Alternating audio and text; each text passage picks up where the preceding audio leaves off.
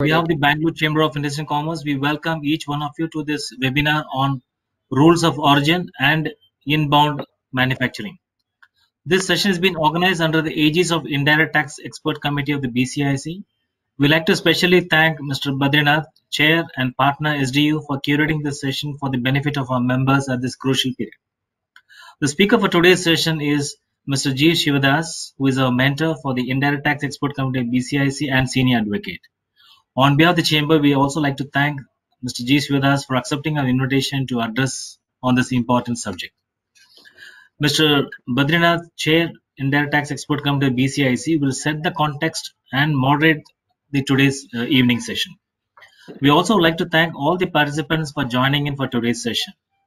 We request all the participants to kindly mute your mic and webcam option. This is to enhance and keep the bandwidth strong, as well as avoid any disturbance in the background.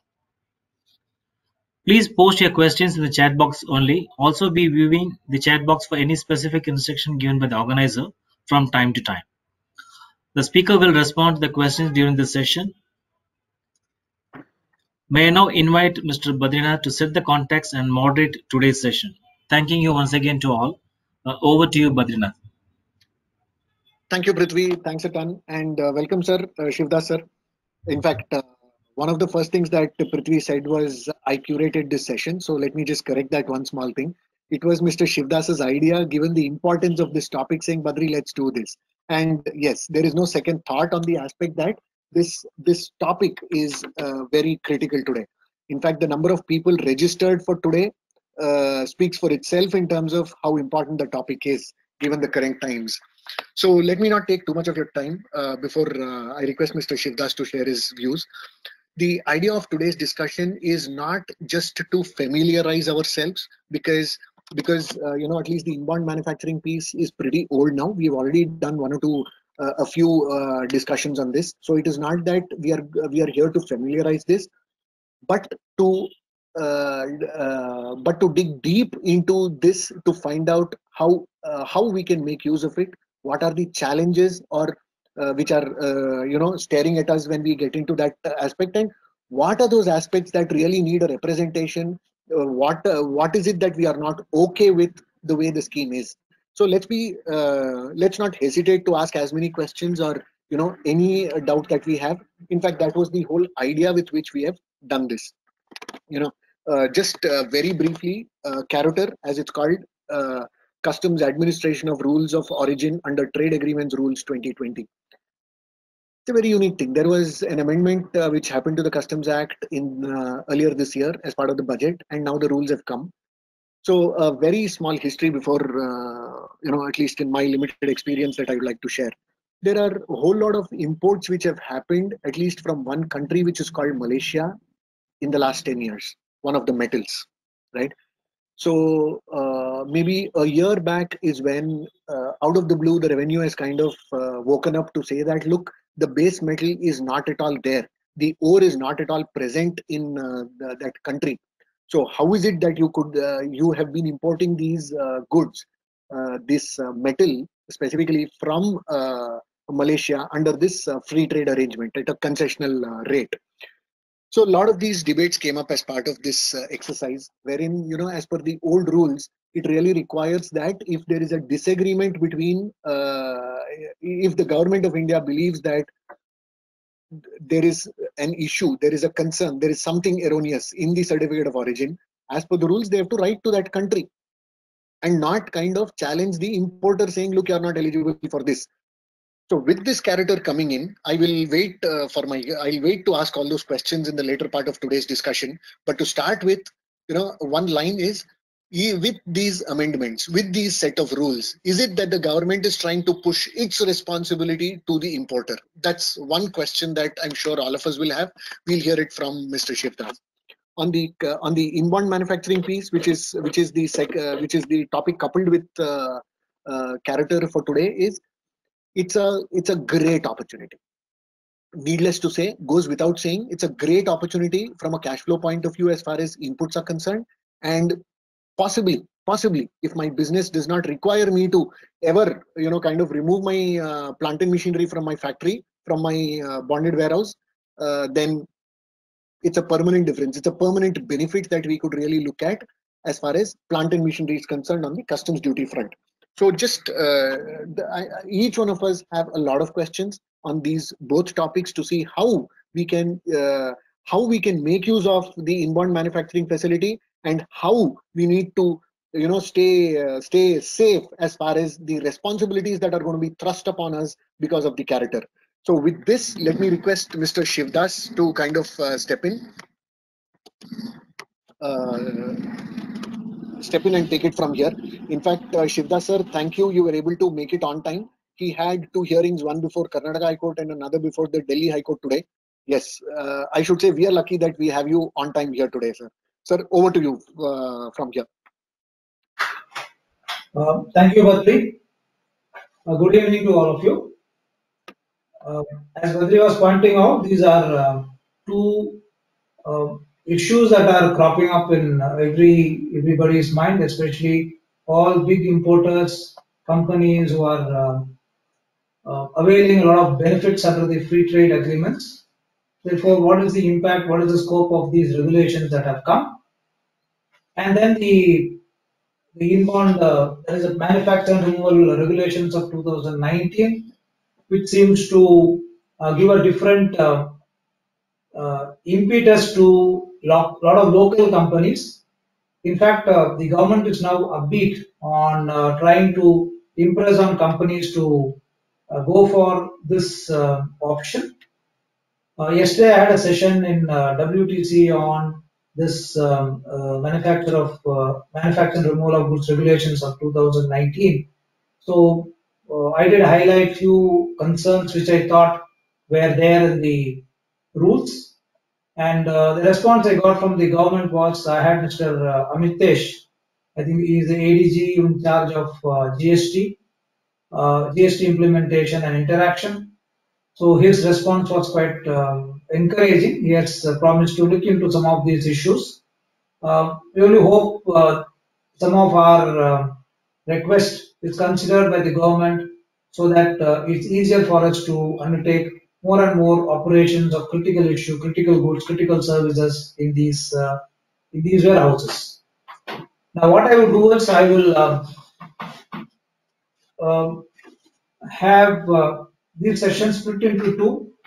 First, for about 20 minutes on the rules of origin, and other 20 minutes on the inbound regulations, so that once we are through with this, understand this, appreciate this, thereafter we will be in a position to discuss among ourselves where we stand, what steps we have to take to ensure that we don't get into difficulties, etc. So we'll first deal with Prithvi. Can you just share the screen, please? Can you put the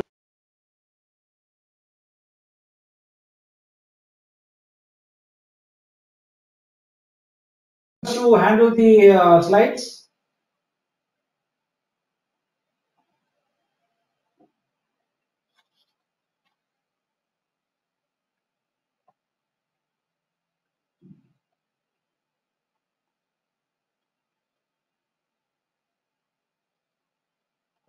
Badri, is Prithvi there? So, but we have not received any presentations, sir. But we had give a presentation rights or something. Yeah, I think we have sent the presentation. Just can you give us the rights? We'll start sharing it straight away. Yeah, exactly, sir. Whom should we give, sir? We can give it to Shraddha. You can give it to our office. Sure, sir. I'll take right now. Right now, I'll give it. Thank you. Thank you.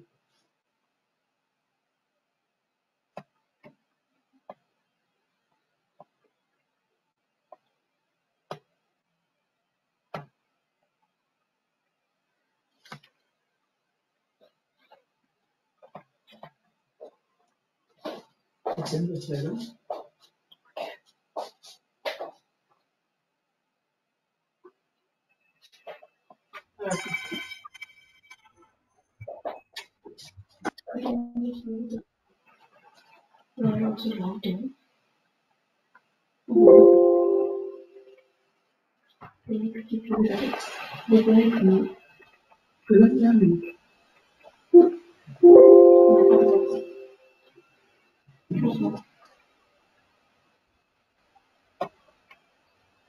Prithvi, you need to give us the rights to, you have to give it to me so that I can handle it from here.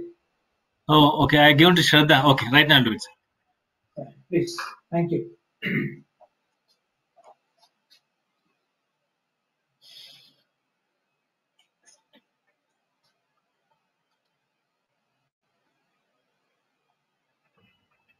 Sir, we given the right, sir. You can go ahead, sir.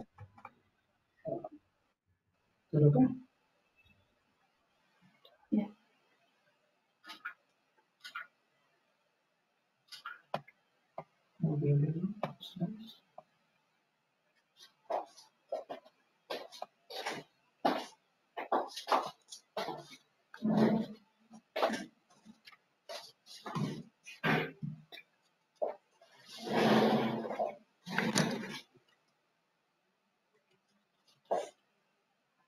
Does it come? You can do it. Just, yeah, I'll just put it. Just 2 minutes.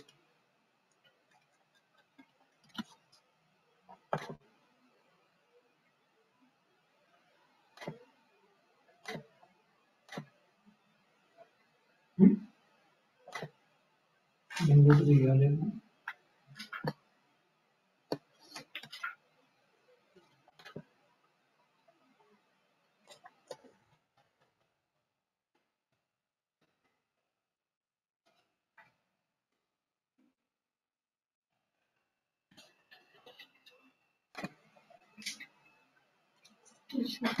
While we settle this technical bridge for about 2-3 minutes, the whole idea which I thought of having this certificate of origin rules was that maybe sometime in 2016 onwards, we did see. Badri, you are able to hear me? Yes, sir. Very much. Yeah. Okay. So from 2016 or 2015, we did see a lot of inquiries being made by the department against companies who were availing the free trade agreement benefits. In fact, there were a number of companies who were asked to explain how the certificate of origin was issued, on what basis the details were given in the certificate of origin, etc. Now, thereafter, we did point out to the authorities that there is something called a finality to the certificates or the declarations being given by the importer in terms of the certificates, and therefore it will be unfair on the part of the authorities to start probing into the certificates, because the importer by himself goes by the certificate given by the exporter, and therefore if somebody says there is a 20% value addition, 25% value addition, etc., then I think somewhere the importer has to go by that and submit it to the authorities. But in some cases, I would say maybe less than 2-3% cases, the government did find out that there are a lot of infirmities in the certificates that had been given. And that's how, if you remember, in 2016, the government did issue a circular.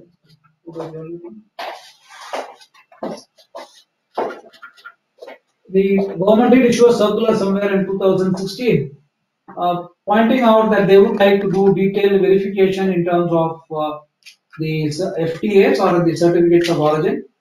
And then we saw the amendment that was made in the Finance Bill of 2020, providing for a specific provision, Section 28DA, where they specifically said that we would like to examine the claims that are being made. So they gave themselves powers to examine this, and thereafter we got into these rules being framed, etc. Now, two things we should clearly have in mind.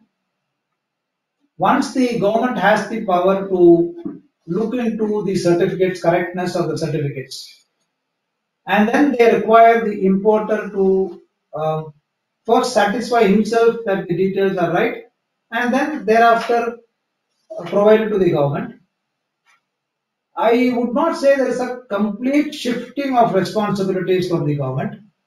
There is definitely a slight shift, but we should always remember that when let's assume we try to challenge these rules in the court, the court will turn around to say that this is a case where there is a preferential treatment or a benefit you are claiming, and therefore you should be in a position to satisfy the authorities that you are entitled for the benefit. So it's not as if the entire responsibility has been shifted to the importer either. So it's a balancing of these efforts that has been done by the government through these rules.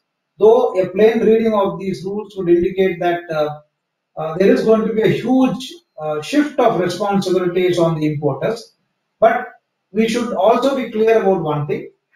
We should be in a position to say that we have taken reasonable steps to ensure that the information given in the certificate of origin or the information given to us is right, and give it to the authorities. So therefore, there has to be slightly be more than in a commercial transaction with an exporter outside India. We should be in a position to tell them that based on the details given by you, I am claiming a benefit, and therefore please assure yourself that the details given in the certificates that have been given to us is right, so that I can claim the benefit. So you can't say it's entirely wrong, but what we are all concerned is the manner in which these rules can be implemented. Now that is what I would be pointing out to you when I go through this procedure. So where you should be in a position to take reasonable steps to see that what exactly are the steps to be taken. So what we will do today is to look at the two set of provisions. One is the CAROTAR, as they say, the Customs Administration of Rules of Origin and Trade Agreement Rules 2020. And then what are the issues which we think will come. And then the Manufacture and Other Operations in Warehouse Regulations of 2019. Now, what is the Certificate of Origin? Why is so much of importance being given to this document? See, a certificate of origin essentially is a trade document that certifies that the goods are either wholly obtained, wholly produced, manufactured, or processed in a particular country. And this document is in terms of 2.105 the Handbook of Procedures, and which was there in every handbook. It always comes and is extended till 2021. So it's essentially an instrument to establish evidence of the origin of goods imported into any country. So there are essentially two categories of certificate of origin. One is which gives you a preferential rate of tax, and the other is a non-preferential rate. So you don't get a benefit out of this certificate of origin, but then you may get certain other benefits. May not be in a customs duty, but certain other benefits also you may get. So that's the whole purpose of a certificate of origin. If you look at the preferential trade agreements we have, these are the general list of preferences we have. GSPs, then the GSTP, SAARC, then ISLFTA, Thailand, Malaysia. So many agreements that are entered into with various countries where India thought we can have free trade and better trade, and therefore the requirement of the industry in India would be to get products or services from these countries, and therefore these agreements are entered into. Now, what are the conditions for availing a preferential rate? Specific claim for the preferential rate must be made by the importer for imports from a preferential area, and the goods should be produced or manufactured in such preferential area. So, if you really look at it, it should first be covered under an FTA. After being covered under an FTA, each FTA will have an origin criteria. So it should satisfy that origin criteria. There should also be some procedural requirements that are there that have to be fulfilled by the importer. And once these are done, the importer is eligible for the preferential treatment. That's how the whole thing moves. Now, if you look at the Customs Act, Customs Tariff Act, normally if the preferential rate is not available, it always goes back to the standard rate, what we call as the merit rate. So if an exemption is, otherwise an exemption is not available, either you go by the concessional rate mentioned in terms of the notification read with the FTA, or you go to the standard rate. Of course, central government will always retain the authority to amend the preferential rate or to discontinue the case depending upon certain specific situations. Now, this is just the list of the various rules for determining the origin of goods. So these are various rules that have been framed in terms of the FTAs that have been entered into. This is just more for information. Now, this is how they started the whole exercise. In 2016, they issued a circular 31 of 2016, where the government thought about implementing rules of origin under the various preferential trade agreements and verification of these preferential certificates of origin. Now, if you read the circular of 2016, it has very detailed. Next one. It has very detailed instructions on what is the verification process of the signatures, the seals present in the certificates, and what are the various procedures to be followed. This has a huge one. Now, but then the government found that it is a necessity for introducing the rules for administration of the COO. Therefore, they said that we would like to avoid undue claims of these FTA benefits, which is posing a threat to the domestic industry. That is the whole objective of these rules. They said number of companies are availing FTA. They did find in some cases that there is some problem with these certificates of origin based on which this FTA was claimed, and therefore, and that is creating a threat to the domestic industry. So we would like to have a look at this. Now, the rules of origin requirements, therefore, they said we will be reviewing it, particularly for certain sensitive items. And the sensitive items were identified depending upon the direction of our internal policies, the general outlook of the country, and what goods are required, what services are required, what are exported, what are imported, how generally the local market is functioning. So they were identifying certain sensitive items. Therefore, we said, instead of first identifying the sensitive items, let us first put in place a rules of origin requirement so that we can use these rules to look into any situation where an FTA benefit is available. Now, the first step which was done was through the introduction of Section 28DA to the Customs Act. This was done to the Finance Act of 2020. Now, as I was pointing out earlier, prior to this, now there was always a doubt whether the government did have the power to go beyond the certificate of origin that was given to see whether the contents in that is right or not, because essentially if an entity is nominated by an exporting country to give a certificate regarding the correctness of the details there, then it would amount to going beyond a normal understanding between the countries if the certificates are normally disputed, started getting disputed. Then we also said that while you would like to dispute the certificates, you should give yourselves powers to dispute the certificates, which are the details that are given. Therefore, they introduced the Section 28DA to the Customs Act. Therefore, this essentially would apply to a stage where a claim of preferential rate of duty is made. This also sets out the rules can be framed in terms of this section, which will detail out the procedure for claiming this preferential rate of duty. Now, the importer making claim to make the declaration that goods qualify for preferential rate and furnish information as per the rules that were provided. That's the first thing. The importer making claim has to make a declaration that yes, the goods which I am importing are entitled to qualify for this preferential rate. Now, so therefore the burden of proof was first given to the importer, that he should satisfy himself that these goods are indeed entitled for the preferential rate. How will you do that? You will have to satisfy yourself that the contents in the certificate of origin are indeed right. That's the first thing as far as an importer is concerned. Now, the proper officer or the customs officials were also simultaneously given powers to take or to seek further information if they feel that they are not happy with the details that were provided in the certificate of origin. Now, the There were also provisions that said in case the officer is not or the importer is not in a position to provide this information, or the officer is not happy with the information that has been provided, the officer should be in a position to do a further verification, which to a larger extent was not available prior to the introduction of this section.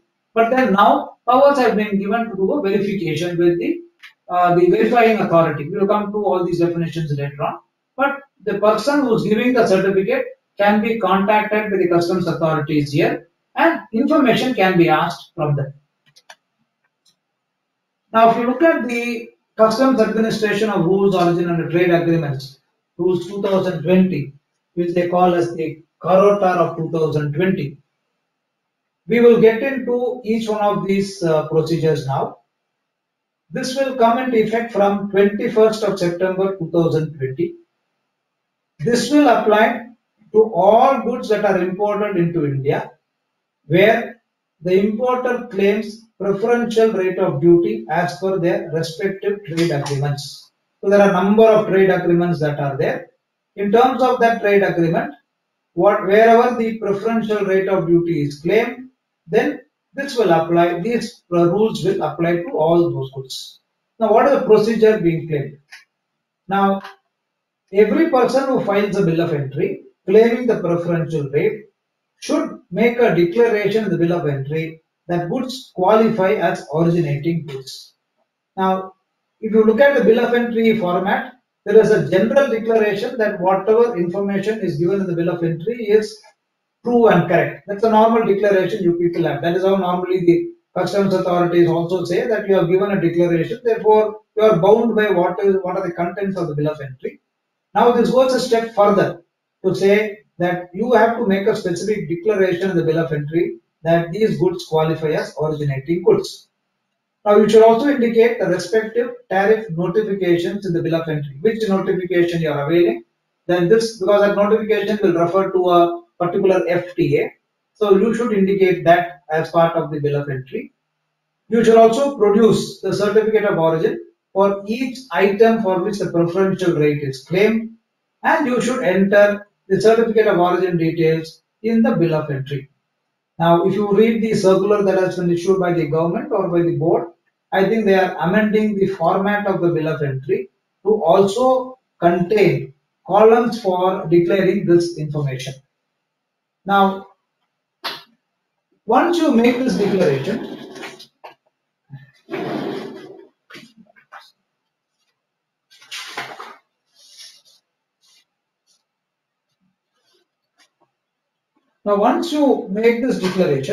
the officer can have a look at the COO that has been filed, and he can reject it without verification.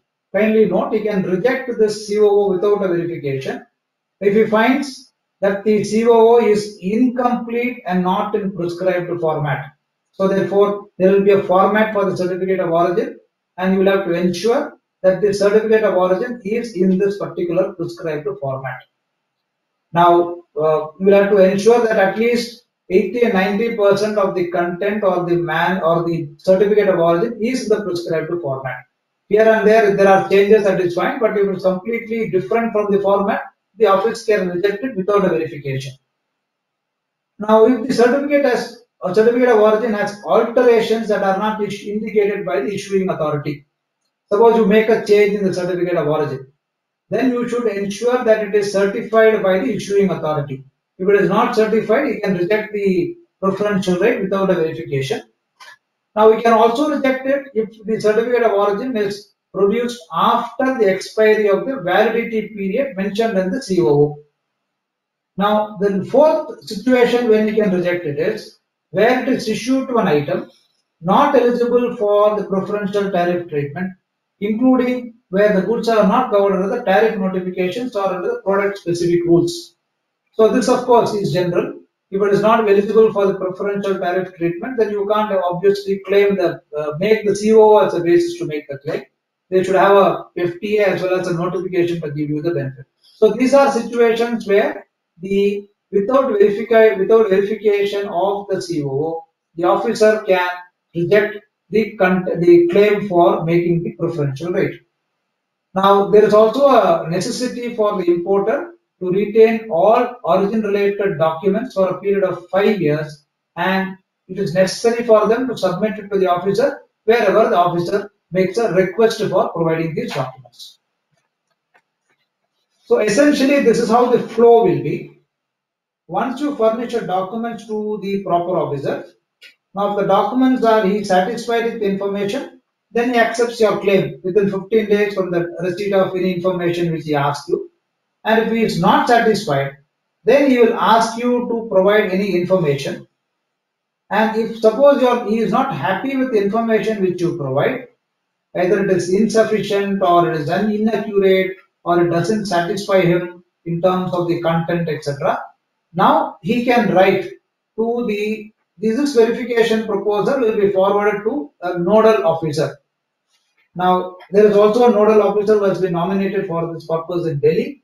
So all the customs formations have to write to the nodal officer, giving information as to why they want the COO to be verified. And the nodal officer and the authorities there will have a look at the proposal, and if they find that it can still be examined at this stage without verifying from the exporting country, they may do it. Otherwise, they will forward it to the authority in the exporting country to have a look at this certificate that has been given. They can say why they are not happy with the certificate. They can ask them to provide more details on this. Now, you should also note on the right hand side of the slide, you will see that even without verification, an officer can reject your claim if he finds that you relinquish your claim for whatever reasons. You find that the documents are not proper, you are not able to satisfy, or the information provided by the importer is insufficient to prove the originality of the goods. So this is a power they have given themselves, that even without doing the verification they can do. Of course, it always goes without saying that they should be in a position to say why they are rejecting this claim even without verifying. So there the burden of proof will be greater on the department to ensure and to tell you why this rejection is happening and why they don't want to verify it. Now the customs, this is one important change which they have made. Now the commissioner can also reject other claims for a preferential rate for identical goods imported from the same exporter unless it is shown otherwise. So if from a particular exporter in an exporting country, there are about 4 or 5 importers who are importing, and if the department finds that in respect of one importer they have a problem with the certificate of origin from the same exporter, and if the same goods have been imported by a number of other companies, then based on the verification done, either on the verification done or on the substantiation of it by the officer, they can reject the claims for other identical goods made by the other importers. This is something which can trigger a greater anxiety for importers, because therefore the lot of responsibility will lie on the exporter to ensure that the information given by him in the COO is right, because a number of people importing from him into this country can face the same problem if one importer is having a problem with the COO. Now, therefore, what happens? Now we will have a verification about the COO. So a request for verification of the COO is made by the officer where there is a doubt regarding the authenticity of the COO, and the doubt can be if there is a mismatch of signature or a seal with a specimen received from the exporting country. In fact, I am not too sure how many of you would know, the last 2-3 years the government has been collecting specimen signatures, etc., from the various certifying authorities in various countries, and all of them are being stored in the central registry in the CBIC. Therefore, they will be in a position to verify with the specimen that is, with the certificate that is received with the specimen signature. Then they can do a verification. Suppose the COO criterion is not met, they can do a verification. And this verification can be undertaken on a random basis. It need not be necessarily with the specific intelligence they have. If they have a doubt, they will ask. Otherwise, also on a random basis, they can ask for a verification. Now, what is the timeline followed for verification?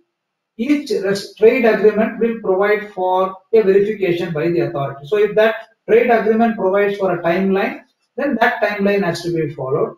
Or if there is no timeline provided in a trade agreement, then 60 days from the date of request. That is the timeline that is to be followed for verification.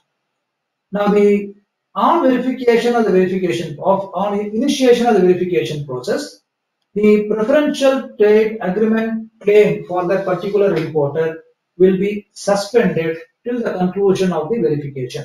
Now that is where the problem will start. Now the moment you make a claim, and if the officer is not happy with the information which you have given, they will ask for more information. And if even after giving all this information they are not happy, they are not satisfied, of course they should tell you why they are not happy, etc. And therefore they want to do the verification. From that moment till such time he gets a verification report, the claim for such preferential tariff agreement will be suspended for the importer. It could be suspended for that particular importer. It could be suspended for a number of importers who are importing identical goods. Now, what happens in the meantime? The officer can provisionally assess and clear the goods on your request. Of course, they will insist on a security amount equal to the difference between the duty provisionally assessed and the preferential duty claim. Sometimes they can ask even to deposit the entire differential duty as a security. It need not be in bond also. It can be in terms of the amount which is the difference. They can ask you to deposit and clear the goods provisionally. Now on temporary suspension, the officer may inform the issuing authority. That is a compulsion that is there. Once it is suspended, the officer here has to write to the verifying authority, that is the issuing authority, and tell them that we have suspended this and therefore please give information regarding the origin of the goods. This is to ensure that the certifying authority is also aware that because if there is a delay in his giving an information, there is a possibility that the importer may choose not to purchase from him because he will not get the benefit. Therefore, why should he do business with him? So it's only to sensitize the exporting country and the authority there that this will be communicated to him. On production of this information, if the officer is satisfied with the same information, he may restore the preferential tariff treatment. Now, of course, there is some lack of clarity on whether this restoration will be for the past, it will be only prospectively. Now, one advantage is that if the goods are getting assessed provisionally, then once the final assessment is being done, subsequently, based on information received, then that should apply to all the provisionally assessed goods also. Now, on receiving this requisite information with the timeline, the officer shall conclude the verification within 45 days of the receipt of the information or any extended period as may be permitted by the commissioner. And any request for verification can be made within 5 years from the date of claiming the preferential rate. So it is in line with the time limit that is available in section 28. So the 5 years will be the maximum time up to which this verification request can be made. Now, of course, it's only for making a request for verification. They can even make a request for verification on the last day of the 5 years, and thereafter the further time limits can still operate. So those are all complications that can come up subsequently. So now this is what I was pointing out, rejection of identical goods. In case the goods imported don't meet the origin criteria as per the rules of origin, the Principal Commissioner of Customs or the Commissioner of Customs may, without further verification, reject prior claims of preferential rate for identical goods imported by the same exporter or the producer. So, in case the goods imported don't meet the origin criteria after all this verification, etc., he can either with verification he can reject, or even without verification if he finds that they don't meet the criteria, even on a plain reading of the CO, on a plain verification of the product, they can reject all your prior claims also. Now you will restore this preferential tariff treatment on identical goods with prospective effect after it is demonstrated by documents that the manufacturing or other origin related conditions have been modified by the exporter or the producer so as to fulfill the origin requirement. Suppose the officer finds or the authorities find that your 25% value addition is really not in the nature of value 25%, it is only 20% or so. Then the importer and the exporter can get into a situation where the exporter does modify its process or the manner in which he undertakes the activity to make it as a 25% value addition. And then you can inform the authority that this change has been made, in which case the benefit will be extended on a prospective basis. Now, what is the result of this non-compliance? So it will be a temporary suspension of the preferential tariff treatment or a denial of the benefit under FTA. The goods also can be confiscated. Now, this is how the whole procedure looks, the manner in which it will operate. Now, my only concern is that while a lot of precautions ought to be taken by the exporter, by the importer, and the government also has to be more cautious while attempting to stop the benefit.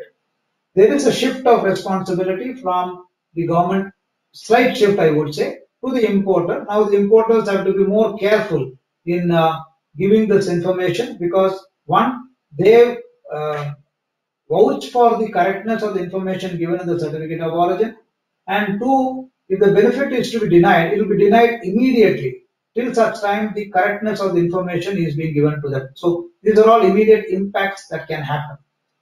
So if I could see the issues, next, if I could see the issues that can come up in this Carota, one is, will there be a difficulty for genuine importers to prove the COO? Now that depends essentially on the relationship between the importer and the exporter. Now, I think somewhere the companies have to get into a situation of impressing on the exporters that, see, your certificate of origin is very vital to me. If there is a problem in your certificate of origin, then my goods can be confiscated, my clearances can be stopped, these benefits can be denied. Therefore, please take more steps to ensure, more care to ensure that the information in the COO is definitely right. In fact, somewhere I saw either in the section or in the rules that the importer has to take reasonable steps to ensure that this content is right. So therefore, it is necessary for the importers to be in caution with the exporter, maybe put things in writing, have an agreement with him to say that yes, you should you satisfy yourself that certificate of origin is right. These are the steps you should take, and tell me what steps you have taken. And therefore, all this has to be communicated before the goods come to you, before the COO comes to you. So all that steps have to be taken, which is slightly more than what we have been taking till today. So that is definitely a burden on the importers. But yes, over a period of time, if you are going to claim the benefit of notification, you may have to take slightly more steps than what you have been taking today. But the more important difficulty which I see in this is a hesitation of the exporters to share commercial confidential information. Now, for example, if you say your warehouse to goods, there are a lot of criteria that are there in the warehouse to goods.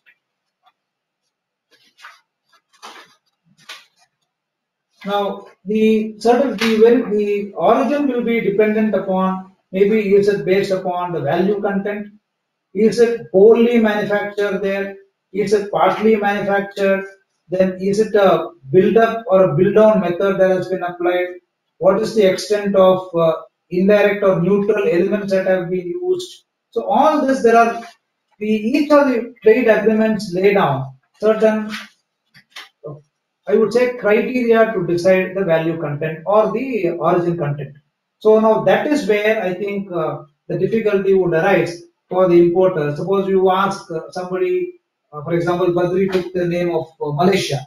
So let's assume you import goods from Malaysia, and then you get a certificate of origin that says that these are wholly obtained in Malaysia. And then you will have to now say if it is wholly obtained in Malaysia, whether the entire originating input material also was obtained from there, and thereafter was the entire process being done there, or is it a non-originating input material that has been incorporated, but the process has been essentially done there. So how does a particular FTA define the value, they define the origin content? Or suppose you are using a value content method. How do you decide the value? Is it value is based on the intrinsic value of the components, or is it a value addition between the purchase price and the sale price? So how do you decide that? Or is it a process rule method?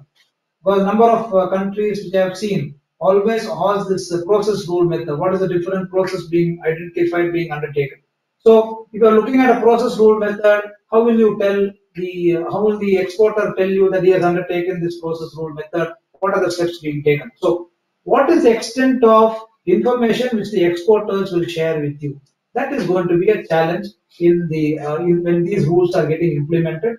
That is where there has to be more discussions between the importers and the exporters to ensure that more information is available, and at least importers should take enough steps to ensure that he has taken all reasonable care for the correctness of the content of the certificate of origin.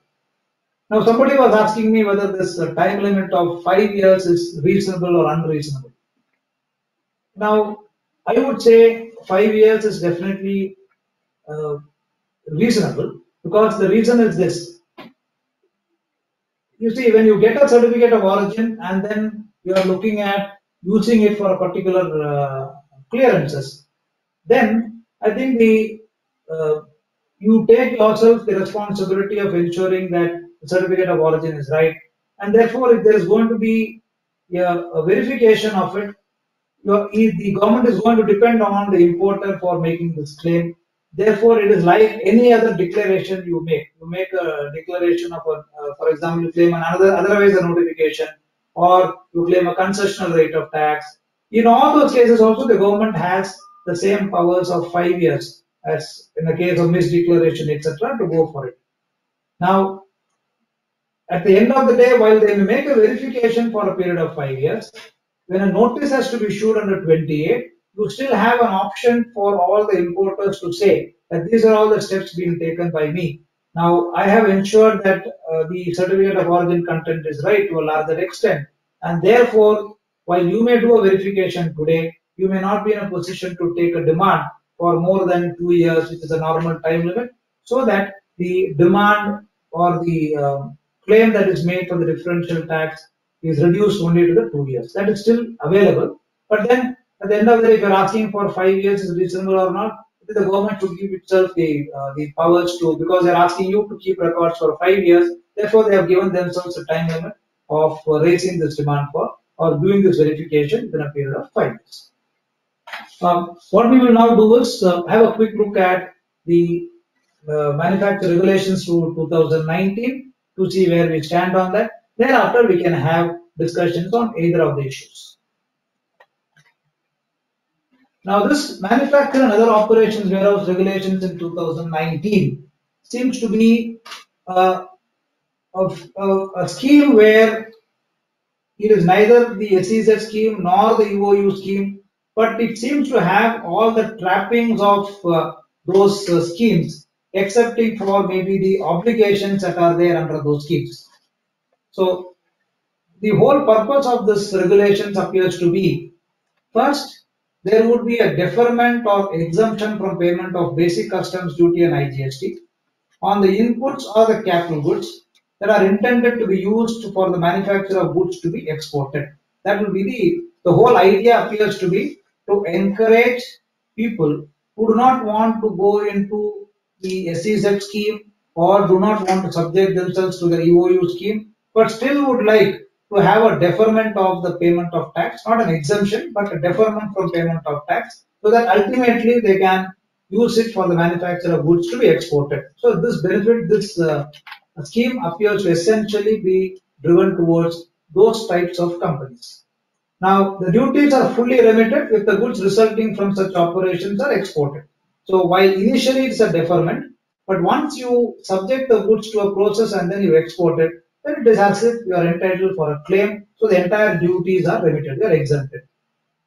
Now, as I see the scheme, there is no investment threshold or an export obligation in the scheme. But what I am told is that this scheme is being implemented more in line with the production-linked incentives which the government seems to be offering for various companies, for various sectors. So therefore, if you are availing those schemes and then you would also like to avail these regulations of 2019, then you may have some investment criteria under the PLI, but then as this scheme on a bare reading doesn't seem to have any threshold in either in terms of investment or an export obligation. And there is a complete absence of geographical limitation on where such units can be set up. Unlike, for example, an SEZ where in identified areas or EOUs where the warehouses have to be set up, etc. Here there is no limitation in terms of geography on where such units can be set up. You can set up wherever you want, excepting that you have to get all those permissions. Now, any unit located in the DTA is eligible for making an application for operating under this scheme. There will be no physical control of a unit licensed under these regulations. Of course, the unit will always be subject to a risk-based audit depending upon the activities being done. Now, the entire scheme is driven towards operating in a warehouse. Therefore, we need to have some idea of what are the basic provisions into the Customs Act for the purpose of goods being stored in a warehouse and activities being done in a warehouse. So the basic provision under the Customs Act which will permit activities in a warehouse is section 65. Now under 65, the Principal Commissioner of Customs or the Commissioner of Customs may permit the owner of any warehoused goods to carry on any manufacturing process or other operations in the warehouse in relation to such goods. That's the fundamental provision under which this entire thing operates. Section 61 is the provision that deals with warehoused goods remaining in a warehouse in which they are deposited or in any warehouse to which they may be removed. Now this section 61 gives the time limit for storing the various goods in a warehouse. For example, in the case of a capital goods intended for use in an EOU, VHTP, STP or any warehouse wherein manufacturing operations are permitted, you can store those capital goods without any time limit till their clearance from the warehouse. Suppose the capital goods over a period of time, let's assume 5 years, 6 years, etc., they get worn and then they get reduced in terms of their utility, etc. At that point of time, you can always clear it from the warehouse. So till such time, you can retain the capital goods in a warehouse. Now, in other goods, other than capital goods, for example, a raw material, an input, all of them can remain in a warehouse till their consumption or clearance from the warehouse, till it is subjected to any process in the warehouse or till it is cleared from the warehouse. So this will be essentially for items that are intended to be used in an activity in a warehouse. In the case of any other goods, till the expiry of 1 year from the date on which the proper officer has made an order under subsection 1 of section 40. So now what happens is in case of any other goods, till the expiry of 1 year from the date on which the proper officer requires or gives you an order for depositing it in a warehouse. So capital goods, no time limit. Other than capital goods, namely raw materials, etc., till their consumption or clearance. In the case of other goods, till the expiry of 1 year from the date on which the deposit order is made. Of course, this the commissioner always has the power to extend it by extend the period of 1 year, but he also has an outer time limit of extending it for 1 year only. 1 more year only he can extend. And where the goods are likely to deteriorate, the period referred to the first proviso may be reduced to a such shorter period as he may deem fit. Now, this provision, according to me, will equally apply to a warehouse that is being operated under the 2019 regulations. Now, these are the various other provisions under the Customs Act which deals with the warehousing activity. For example, section 66 exempts the imported materials from the whole or part of the excise rate of duty or the excess rate of duty whenever these are used in any activities in terms of the permission granted under section 65. Now 67 is where you move the goods from one warehouse to another warehouse subject to the various regulations you have. 68 is where the goods can be cleared from the warehouse for the home consumption. in terms of discharging the duties, penalties, etc. And then for 69 is where warehoused goods are cleared for the purpose of export. So these are basically the provisions that deal in the Customs Act for various warehouses. Yeah. Now in this background, let's have a look at the regulations of 2019.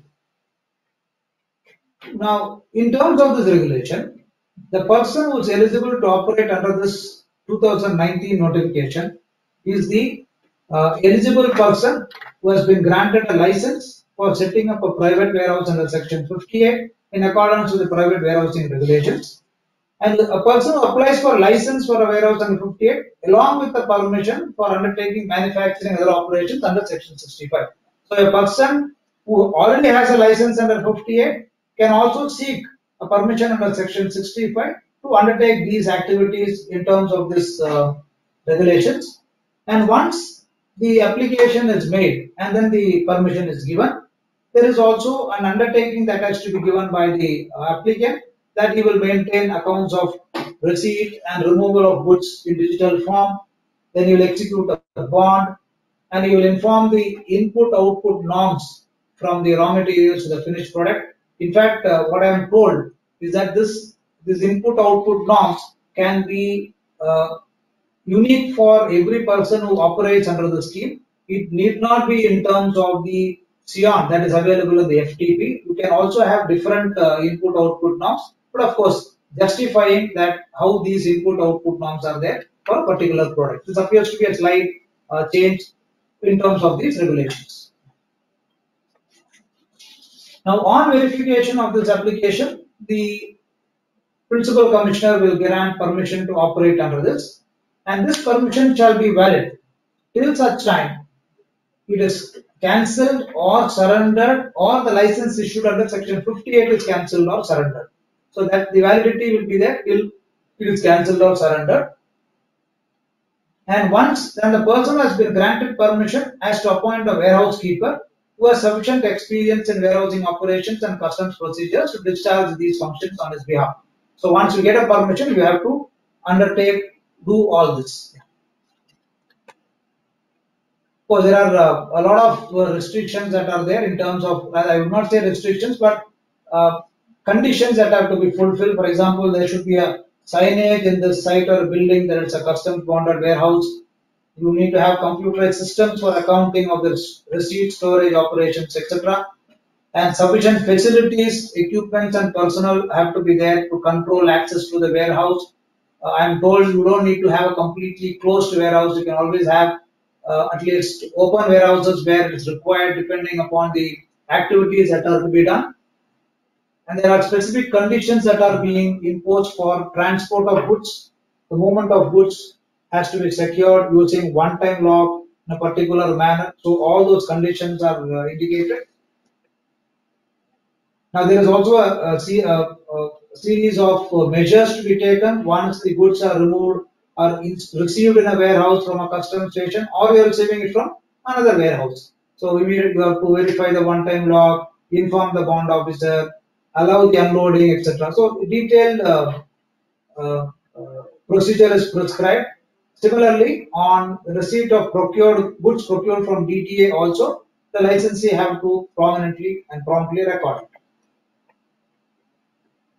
Now there is also a series of guidelines on how you can move goods from one warehouse to another. You can have the operations being done in one warehouse. You can have slightly different operations being done in warehouse. So you can always move from one warehouse to another to undertake all these operations. And ultimately, you can remove the resultant goods from the warehouse for home consumption, for filing a bill of entry for home consumption. Now, what you will do when you clear it, since you have deferred the duty, you have to if you have used it in manufacture of goods, and then you can clear it on payment of the applicable GSTs, and then on applicable to the import duties, etc. to the extent of what is consumed, inputs consumed that go into the manufacture of the resultant product, you should pay back the duty, and then you should pay the GST on the supply. But if you are exporting the resultant products, then these duties need not be paid because on export there is no duty. So that is how this whole procedure appears to be. That a licensee shall remove the resultant goods from the warehouse for export upon filing a shipping bill or a bill of export as the case may be. Then they can do an audit of a unit operating under Section 65 in accordance with the provisions of this. Of course, penalties can be there, and the board always retains the power to exempt certain class of goods from the provisions of these regulations. Now, some of the issues that people did ask me, and then I was also looking at it when I was reading the regulations, are some of this. And I did raise this when we had a discussion with the officers. They did come back with some info on how they will have a look at these issues. For example, whether the units providing services which are ancillary to the manufacturing unit, such as post-supply warranties, can be covered under the scheme. So after the manufacture, you want to undertake any further repairs, etc., can you still do it under this? So the government appears to be inclined to say that yes, we will allow some of these activities also as part of the activities that are permitted in terms of these regulations. In fact, we did raise, why don't you define the scope of other operations? Because Section 65 uses the expression manufacture and other operations. So I did suggest that why don't you define other operations for the purpose of these regulations to take into account a lot of activities which companies will be wanting to do. That will be a good incentive for companies to undertake to move into these regulations. I am told that the government is looking at defining what is the scope of these other operations, and they are interested in ensuring that a lot of, I would say, subsequent operations which are necessary after the manufacture of the goods also may be covered. Let us see how they react to it. Now, whether an EOU or an SEZ can migrate to the warehouse scheme, the answer appears to be yes, they can move to the scheme in spite of being an EOU or an SEZ. And of course, you need to maintain your difference between the activities being done there and activities being done here. Now, whether the depreciation benefits would be available when capital goods are cleared to the DTA, according to me, depreciation benefit would indeed be available when capital goods have been cleared to the DTA. Even under the old regulations, there were decisions and circulars by the board that once the capital goods have been used, then whenever you are clearing the capital goods, you should ipso facto give them depreciation depending upon the number of years of use, etc. Now, whether deemed export benefit would be available for procurements from DTA benefit. So somebody who is supplying to these warehouses, will that be considered as a deemed export? Can it be considered as supply on par with the supply to an EOU or an SEZ, etc.? I'm not too sure how the government will react to it, because that has been raised as an issue. Now, whether interest is payable on clearance of goods other than capital goods to DTA, the answer from the government appears to be that in terms of the Section 61, other than capital goods and other than the raw materials, whenever you are clearing others, you have an outer time limit of 1 year and one more year to be extended by the commissioner. So beyond that, when you are clearing, you may have to pay the interest. So the government appears to be indicating that 1 year is too long a period for you to decide what you want to do with the goods that have been imported, which are not capital goods or raw materials. So that appears to be the intent, but the government is quite upbeat on attracting people to these regulations of 2019, and this seems to be quite attractive at this stage because you don't have a lot of frills or conditions attached to it.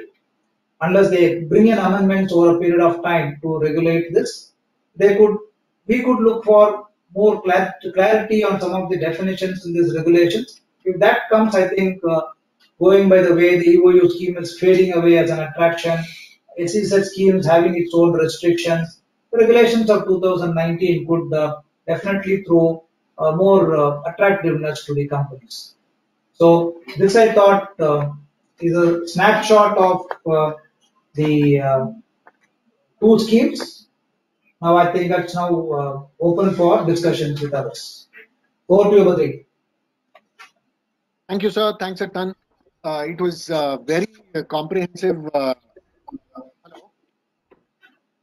Hello? Yeah, go ahead. Yeah. Thank you, sir. Thank you so much. It was very comprehensive, very wonderful.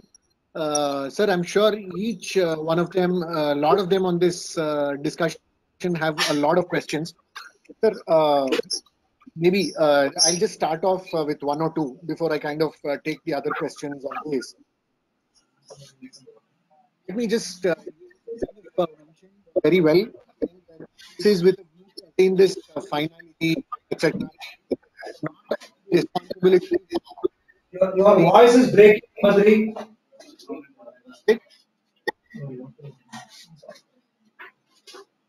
Hello. Yeah, Madhuri, tell me. Your voice was breaking. Oh, okay. What I was coming to is, if I just go back maybe in the last 2 years, this is in the public domain, of course. There have been a lot of zinc imports which have happened from Asia into India under the free trade agreements. Now, in 2019 and 2018, government has come up saying, look, there were never ores of this metal in Malaysia. I suspect the correctness or the authenticity of the certificate of origin that Malaysia has given.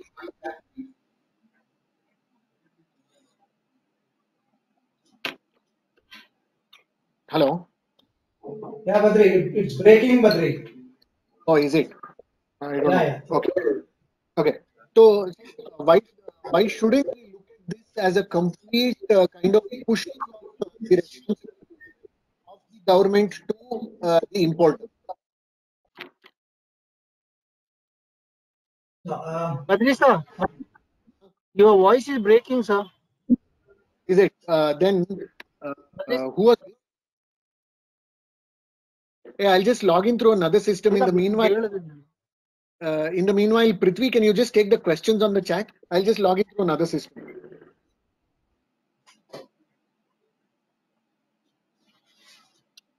Prithvi, do I read the questions that are there in the chat box and answer them? Yes, sir. Yes, sir. Give me just 1 minute before that. Oh, the one on the right that are there, I'll answer some of them, which I think I can answer. So shall Is I? it okay?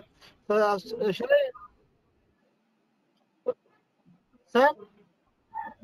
Okay. No, what I do is, yeah, there is a the chat box on the right has questions. Can I still answer each one of them? Yes, sir. Sir, am I audible now? Yeah. Yes, sir, you are audible, sir. Okay. So sorry for that confusion. Sir, my only point on this was, there are very many imports which have happened of that very metal over the last 10 years across very many ports in India, which have been appraised and cleared by very many officers over the last 10 years. Now the government, instead of taking the approach that is there in the original rules, saying they have to write to Malaysia and kind of get an answer from them as to on the authenticity of the certificate, they are in turn looking at importers to say that, look, you have misused the FTA for last many years, so you have to pay the differential. Why shouldn't we look at this amendment as a counter to that, sir? See, I agree. See, on the law will be like this. Now, on the date of, you will go by the statute that is there on the date of import. Now, on the date of import, did you have any provisions available with you to question the correctness of the certificate given to you? That is one position. Now, one way of looking at it is that while they did not have specific provisions to question the certificate of origin, they will see what happens because the certificate of origin is that you are claiming the benefit of a notification. They can always question the claim of the benefit of the notification, saying that you are not entitled to the notification, you are not entitled to the benefit of the notification. Now, the burden for them to prove was more prior to the introduction of these regulations. They have to get all information to ensure that the certificate of origin given content is wrong or it is inaccurate or you colluded to get the certificate of origin, etc. So their responsibility was more. Now, after the regulations have come, after the recent 28 DA, etc., has been introduced, the responsibility is more on the importer to satisfy the authorities that their certificate of origin is right. Now, one way of looking at it is that for the past, these regulations were not there, therefore you should accept my certificate of origin. They will say, fine, no problem. I will accept your certificate of origin, but I will still question your eligibility to the notification in any other manner. Now, if they are in a position to question the details of the certificate of origin in any other manner, they can do a parallel investigation. They can find out that they can test your product, find out that the content of this raw material is only so much, whereas your content is the certificate of origin says so much. So all that parallel investigations they can do and still raise a demand, but they may not be in a position to prima facie question your certificate of origin on the base on a plain acceptance of it. Therefore, their job was difficult till now. Now their job is easier by making you equally responsible for it. So you can resist their attempt to say these regulations have come only now. But as far as the past is concerned, if they have done enough inquiries or investigations to show that the content is wrong, then they will not be in a position to raise a debate. Oh, okay. Got it, sir. Got it. I'm sure this was one of the very big questions that everybody had. So I just posed it on their behalf. There's one other question in terms of, what are the appellate provisions that we should really look at to understand when there is a challenge in respect of this character. No, you see, if you really look at the character, what essentially happens is once they find that you are not eligible to it, you go back to a situation where you are not entitled to the benefit of the notification. Therefore, it would be a differential duty demand under Section 28. And once it becomes a certificate, your differential duty demand under Section 28, then your every provision of 28, the appellate remedies of 28 will continue to be applicable. You may not have a specific, say for example, if they give you a verification report, and that verification report is not in your favor, but they are supposed to give you information as to why that verification report has been obtained in that particular manner and why their reading of the verification report says that you are not entitled. Then that verification report will form part of a show cause notice which the government may issue, and duty will be demanded under Section 28. So that is why it is made part of the provisions of Section 28. So you will go for a normal 28 demand, and then all the other appeal provisions would apply. Okay. That is why even the provisional assessment is also under Section 18. When you are really looking at, say, case where they want to do a verification, if you look at the Section 28 itself, that says the provisional assessment will be under Section 18, and thereafter the final will be under Section 28 if they find that you are not entitled for it.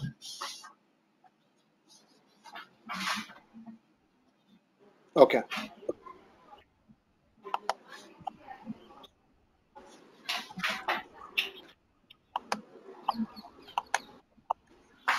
Okay, sir, is character supplementary to the existing country of origin rules, or is it in suppression to existing rules? No. It is always the questions. It is supplementing there are two ways. One is you have an FTA. For the purpose of an FTA, you may have a certificate of origin rules. That certificate of origin rules, thereafter you will have this character. So character has to be read along with the certificate of origin rules. And between that, if there is a conflict between the two, the certificate of origin rules will prevail. It will be supplementing it. Okay. Okay, sir. But it gives them enough powers, it gives them enough procedures that are being set up.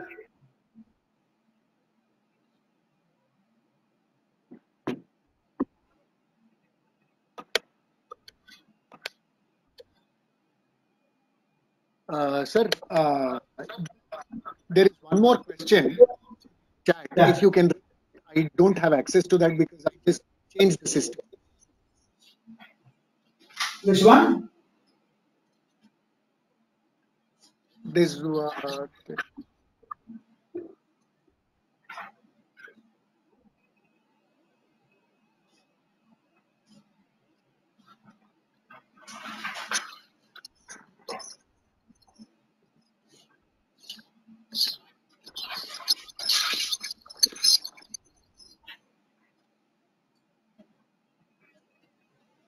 okay, or maybe we can request others to also start asking questions by unmuting themselves, both on No. the carroter and the inbound. That no. Let me just take it to everybody. So instead of posting, maybe you can start asking the questions also.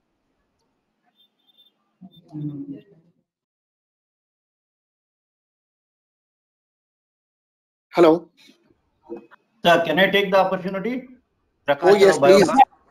Please, please.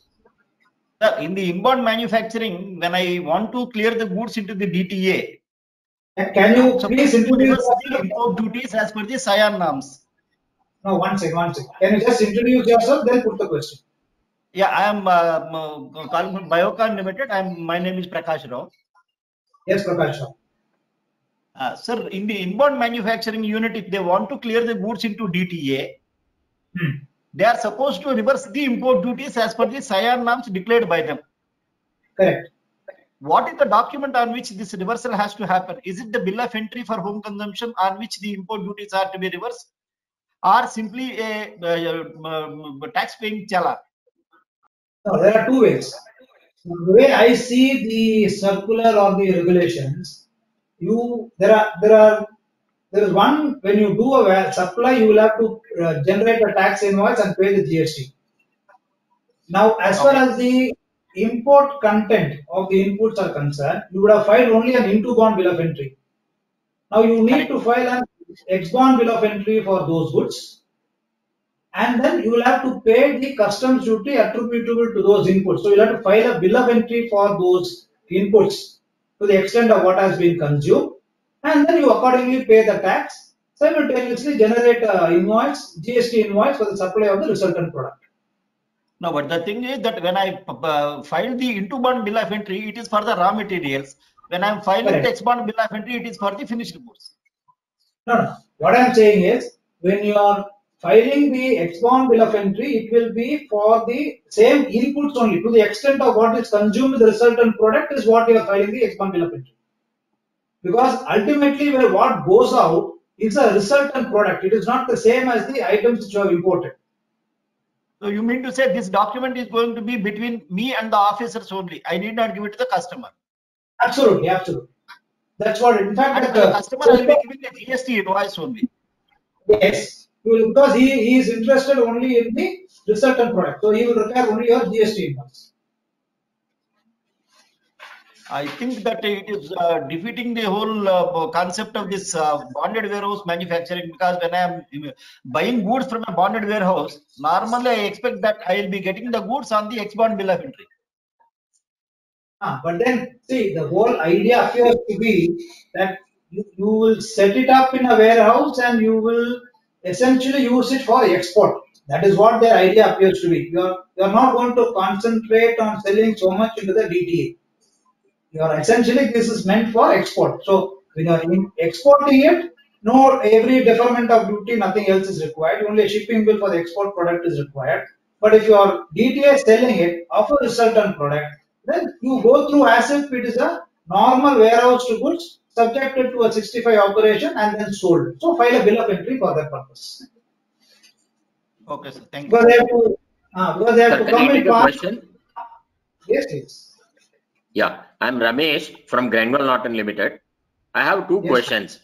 One, we have a factory where many units are manufacturing different products. Okay, there are only 2 units which we want to have under inbound manufacturing because they are majorly exported. Will customs give permission? Yeah, I see. I don't think there is no restriction that an entity as a whole has to operate for these regulations. Okay. You can suppose you have 4 or 5 divisions. even in 1 or 2 dividends, you want to operate under these regulations. And if you are not having any other scheme, obligations, and all that, you can always move into you have a 65, you may have a 58 license, you move into the 65 operate under these regulations. I don't see a restriction that an entity as a whole should move. Even divisions of an entity can choose to operate under these regulations independently. And the other way, you can always have your EOUs, SEZs going on. I don't see a problem there. Okay. Sir, do we have to have separate compound, separate stores, finished goods, warehouse, and all that for this? For those 2 units only? Yes, sir. Suppose, for example, you identify one warehouse where you will do where you will operate, then that particular place has to be completely structured. It has to be completely denominated. All that has to be done. There's a very detailed procedure to say that you should have where the entry, where they exist, because there is going to be no physical control. Therefore, a lot of trust will be placed on the companies operating under these regulations. So they would like. Sir, one more question. I did not see any provision for job work under this scheme. So will that get allowed? That is why when Section 65 talks about manufacturing and other operations, that is why we wanted them to clarify or define other operations in a more favorable manner, so that what is the whole idea of encouraging the units to set up regulations so that they can do activities for a number of companies. They may have the facility to do it, but they may not have sufficient orders to use the entire facility. Therefore, they will have spare facilities, etc. They can do it. So ideally, other operations should also cover job work. But we wanted them to, I have suggested that please give a clarification on that, define other operations to include job work also. As it stands today, other operations may include job work, but not too sure how the government is going to view this. Okay, sir. Okay, sir. Thank you, sir. Thank you. Thank you. Yeah, good evening, sir. This is Manikanda Prabhu from Sona College of Technology. I'm from institution, and I'm having one doubt. If I'm taking the if I want to export a pen, like pen, I just take a pen. I'm just importing the pen of 60% of the pen from other countries. Okay, then another 40% we are making from India. Then our country of origin will be we need to mention as India, or we mention as in other countries. See, it depends on the country from where you are importing your 60% of your material. Okay, sir. Now, that's what I would say. It depends on, for example, suppose you're importing it from, let's take Malaysia, Singapore, or Japan, etc. You fall back on the free trade agreement with those countries. Okay. Now, those free trade agreement will define what is value addition. Okay.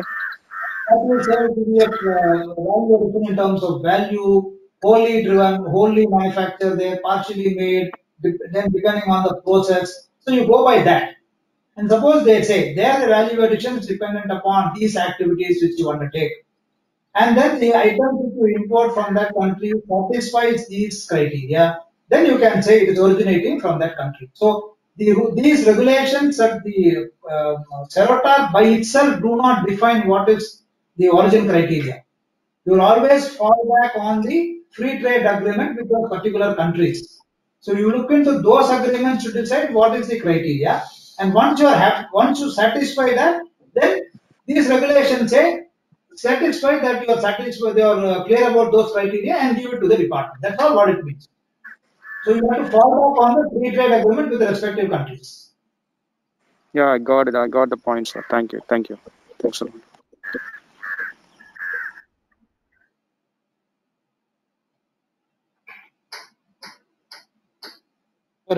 Padri again. Yes, We've two other questions, sir. One is basically, would you want to just help us understand as a takeaway from this in terms of for the character, what are the kinds of documents that you would suggest that as an importer I should be in possession of to be able to substantiate my claim? Because that is not really stated or listed in the provision. That will be a very good piece of takeaway for all of us, sir, as part of this discussion. Now, if you there is a circular issued by the government on, there is a notification issued on 21st August 2020, 81 of 2020. Now, I would like all of you to have a look at the forms that have been appended to this notification. There is a form 1, then in the form 1 there is a section 1, and thereafter there is a detailed expressions being given. Now there they have said this form contains a list of basic information which an importer is required to possess while importing the goods. So I would like all of you to maybe make out a format where you have all this information depending upon the FTA you have with a particular country. Now go back to the FTA of that particular country and find out what is the criteria for origin, certificate or rules of origin. For example, some countries will say the goods that are wholly obtained. Some will say value content. So please look into that FTA. What does that value content mean? Does it say that what is the value and the formula for calculating the such value addition? Some companies will say sale price minus the purchase price will be the value addition. Some FTAs will say no. Look at the content of the components. How much of value? How much of material content you make. So look at that, then put in that criteria as a checklist in your form. Thereafter, you try to see where how this is satisfied, etc. So I want most of you to have a look at this form 1 that is appended to this notification. It's slightly, I would not say completely sufficing the purpose, but yes, it does indicate what all you are supposed to have. So 1, go back to the FTA. Satisfy what is the certificate, what is the country, what is the origin rules, criteria, put it up in a checklist, then see in your product how do you satisfy yourself that this is there. How does your certificate of origin give us information about this criteria being satisfied? Do you need more information? When you say purchase price plus sale price, can you ask your exporter, Mr. Exporter, can you give me your purchase price? So I will know what is a purchase price and sale price. Or can you give me how much of content is emanating in your country? How much is a non-originating material? So you can ask all that. To the extent of where the exporter gives you the information, please credit it in the form of a checklist and use it for your declaration purpose.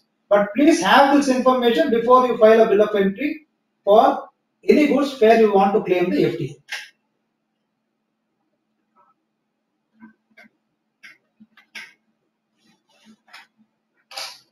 Sir, that was very useful. Thank you so much.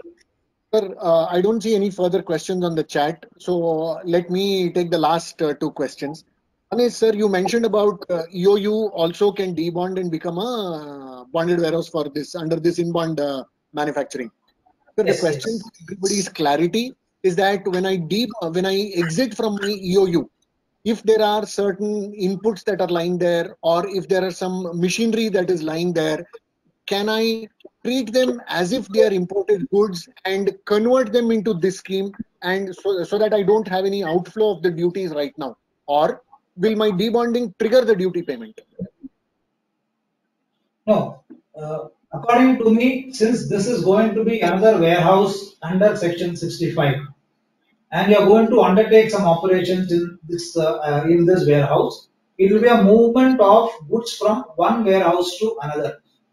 Therefore, I don't see a necessity to do a debonding. You can always move from the EOU to this particular warehouse, since you are moving to another warehouse. So I think we could take a call saying that it's a movement from one warehouse to another.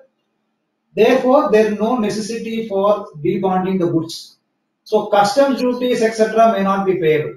I'm slightly concerned about the payment of GST unless you have the same registration for both the premises. If it is same GST, because one of the conditions which the government will insist for companies to operate under these regulations will be the GST registration. So if you are going to have a GST registration in the same place, then even when you move within the same registration, you may not have a GST impact. So I don't see much of a problem in moving from an EOU to these warehouses with so long as it is operating within the same place or same registration. Understood, sir. These two and things that you mentioned earlier, that you can convert, you doesn't have to pay, then the checklist that we should be ready with is certainly a very important piece of information to take away for all of us. Sir, I don't see any further questions on the chat. So one last thing for me. No, Badri, there were a few questions on the chat. All that have disappeared, is it? I saw some questions on the chat. Sir, answered is what I think. Mr. Raghav. Badri Prakash, yeah. Yes, Prakash. I was just waiting why Prakash has not asked any question. Good evening, sir. So Prakash here, sir. I just wanted to build on Prakash Rao questions on the disposal of or surrendering of customs duties. He made a point that, okay, if we sell in DTA from bonded warehouse, the main question was how do we surrender the custom duty? You clarified that yes, the input content of resultant product has to be surrendered back. But if that is a one isolated transaction between two entities, let's add some complexities on that. Let's have an example.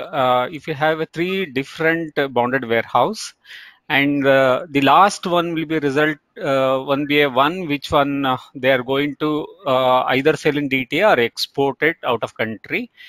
So in that case, so how far we need to trace the input contents of the original into bond bill of entries, and how we have to surrender the customs duties if you have 2 to 3 different warehouses and transaction is between 2 to 3 different warehouses. You will never have a simple question, Prakash. Now, you see, let us assume 3 warehouses: warehouse A, warehouse B, warehouse C. And for the purpose of this answer, let us assume that all the 3 warehouses are in the same registration, GST registration. So when you move, let's assume 10 inputs from the warehouse A to warehouse B, and then if you are going to, there are 2 ways you can move to warehouse C. Either you can convert the 10 inputs into 4 sub-assemblies and move to warehouse C. And thereafter, warehouse C will convert the sub-assembly into a finished product and sell from warehouse C. That's one possibility. Another possibility could be that there are 10 inputs you move from warehouse A. Out of the 10 inputs, when you move to warehouse B, 3 get consumed in warehouse B, and thereafter the remaining 7 goes to warehouse C, and in warehouse C, the 7 gets consumed to make the resultant product. Both combinations can be there. Now, what they are looking at is, you are going to declare your input-output norms. Now, in your input-output norms, you know how much of inputs have gone into the finished product. Now, you also know these inputs have been into bonded. This into bonded would take place at the first warehouse. Correct. Right. So now you will be in a position to ascertain how much of inputs have gone from the into bonded warehouse bill of entry into the resultant product. Then, based on the input-output norm which you yourself have declared, identify the quantity of inputs which have gone into the resultant product, put that in the bill of entry and pay it. So they always depend on you based on your input-output norms. Go back to the total quantity of inputs imported, and then how much will have gone to the finished product, pay back the customs duties. So that is I'm not sure that operationally we can do it, but if you take an example of if I import product A, B, and C, and I convert into product D, and I sell it to the another bonded warehouse. When I sell it to the another bonded warehouse, I don't need to pay any customs duties because it is a sale to bonded warehouse. But as per your suggestion, when I make another into-bound bill of entry to another warehouse, I need to declare the import content of the resultant product, that is D, and make available those information to the my next bonded warehouse, where he is either going to process it or he is going to further sell it, so that he can discharge the custom duty. Is that correct, sir? Absolutely, absolutely. That is why I am saying the input output norms which people are declaring for any activities, that will be taking care of how much of inputs are gone or required to go into the finished product. So based on that, you people can decide. First into-bound bill of entry goes to the second one. Then from there, you give the information regarding the inputs that have gone into the resultant product. The third warehouse will make the final resultant product. They will know how much of inputs have gone into it, so that you can calculate what is the total import duty applicable to it and then pay it off. Perfect, sir. Thank you so much. So the whole idea is that since you have deferred the duty when you imported, you should pay it back to the government when you are not exporting, but you are clearing some locally. That is the whole idea. How you calculate that input duty is entirely up to you, depending upon your input-output norms. Okay.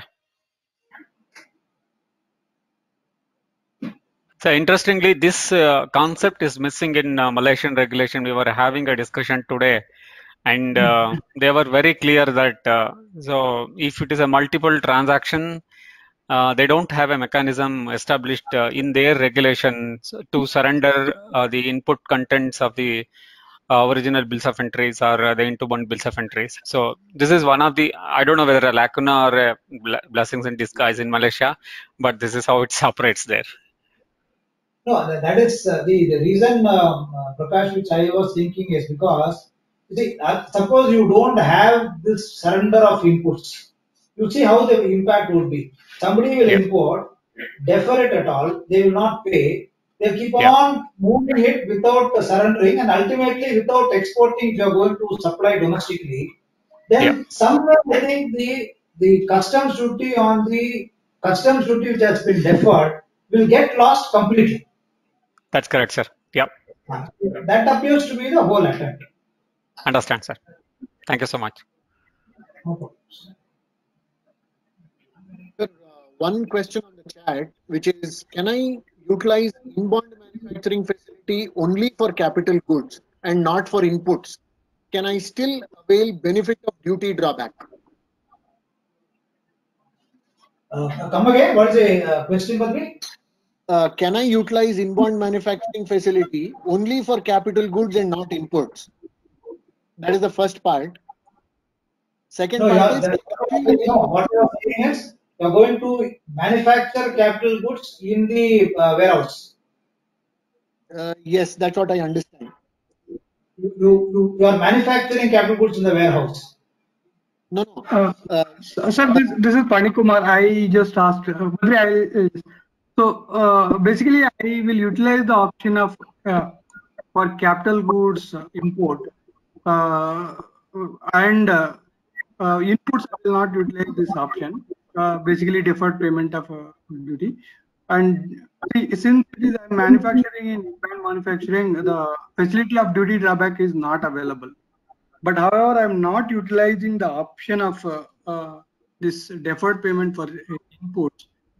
Can I claim the duty drawback?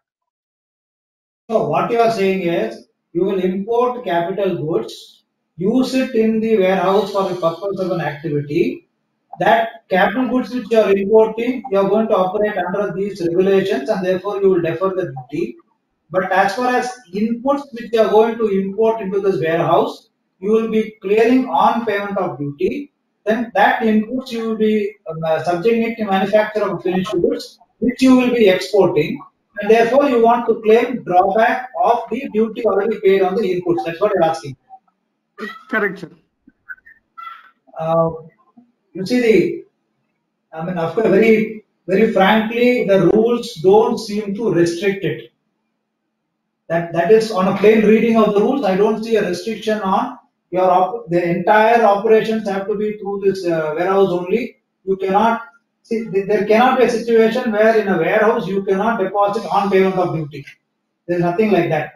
But then, if you are going to do a hybrid of this, then I think the whole purpose of this scheme may get lost, because they are asking a situation where you are importing your imports, cattle goods, everything without payment of duty, using it for whatever activities, and then you are exporting. So they don't visualize an hybrid activity, but on a plain reading of the rules, I don't see a restriction.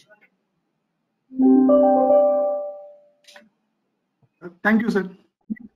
Sir, I think we'll close with this. Any more questions, members? Please feel free to post it on, send it to the chamber. I will ensure they are answered. Sir, one last piece of advice from you for the chamber itself. Sir, chamber also issues certificates of origin. Any one line of advice from you? No, the chamber now has to be. You are able to hear me, Badri? Yes, sir. No, the chamber should now ask more information from the companies who want the certificate and satisfy themselves that when a company says, I have done a 20% value addition, 25% value addition, and I'm exporting it to this particular country, then somewhere the chamber should also have a look at the FTA between India and the other country, and what is the value, what is the origin criteria that is there, and ask the exporter here to provide details that this origin criteria is satisfied, and thereafter issue the certificate of origin. So since the certificate of origin is going to be more valid, of course, these rules will apply to the certificate of origin certificates issued from other countries. But the other countries can also do a reciprocal inspection of certificates issued by the BCAC. So BCAC has to be more careful when they are certifying somebody, satisfy themselves that they have enough information before they give the certificate. Sure, sir. Thank you so much. Thank you. Shyam, did you note that? Shyam, Prithvi, Rupa? Yes, sir. Sir, I have noted, sir. Sure. Very nice. Very nice. Sir, Shivdas, sir, many thanks for sparing your time today. Yes, you had 2 hearings today. Thank you so much. Despite that, you were able to spend this time with us. I'm sure there are, I don't think of takeaways. I'm sure there are more than that. Thank you very much, sir. Thanks so much. Thank you. Thank you so much. Thank you all of you. Thank you. Badri, sir? Yeah. Badri, sir? Sir, we would like to thank Mr. Shivdas for a very informative and important presentation on rules of origin and inbound manufacturing. Our sincere thanks to Mr. Badrinath for moderating the entire session, sir. We thank all the participants for attending this important webinar, and we thank everybody and have a nice evening, sir. Thank you, sir. Thank you. Thank you so much.